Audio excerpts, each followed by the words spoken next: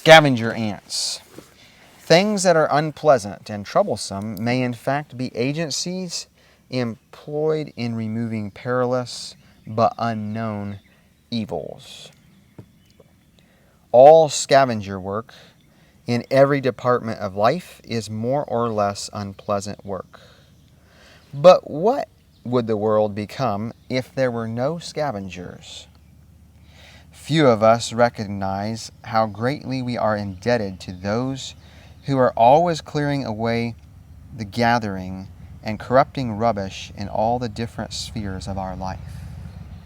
So, when the trash man comes to pick up your trash, will you say, "Thank you, Mr. Garbage Man. We need your services"?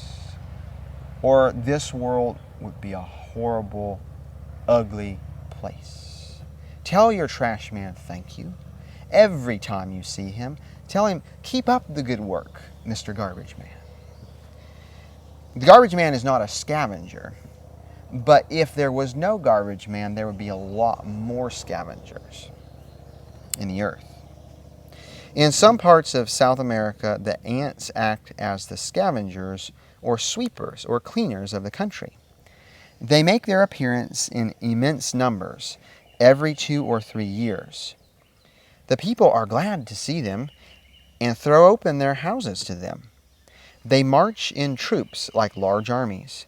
They go through every room, find their way into every nook and cranny, every hole and crack, and destroy all the rats and mice and scorpions and cockroaches and other vermin, and then quietly go back to the forests where they came from.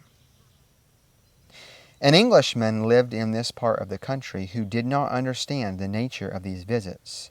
He tried to clear them away, but was fairly beat and compelled to leave them to their work. When he came home in the evening, there was not an ant to be seen. But the house, which had been overrun with vermin, was cleared.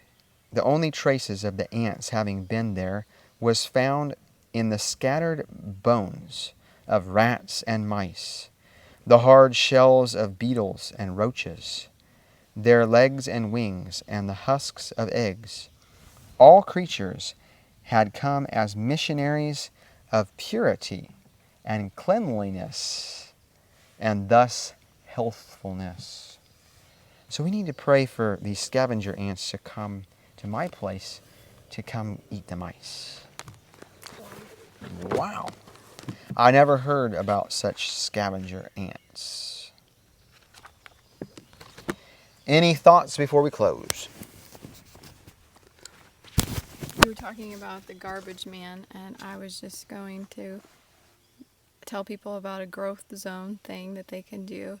They can start, instead of throwing food in the garbage, you can put it in the compost pile, and you can recycle, and there's different things that you can do to help that too. Have a bucket in your kitchen with a lid, and things like apple cores, apple peelings, carrot tops, cabbage leaves that you're not going to eat.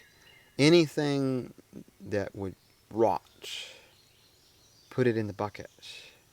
And then take that bucket out to the garden when it's full.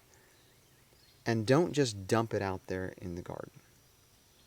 You don't want, it will really not benefit your garden to do that. Take the time, take the effort to dig a hole and bury it. And then it becomes earthworm food. And the earthworms create aeration and improve fertilization. And then, well, what if you have some spoiled food? Or what if you have this? It's not really wasted if it's put in the compost bucket and buried in the garden, because now it's fertilizer. But if you put it in the garbage and it goes out to the landfill, then it just makes a stinky bag for the garbage man to pick up. But if you put it in the garden, your garbage man doesn't have to smell it. So be kind to your garbage man by growing a garden and having a compost bucket.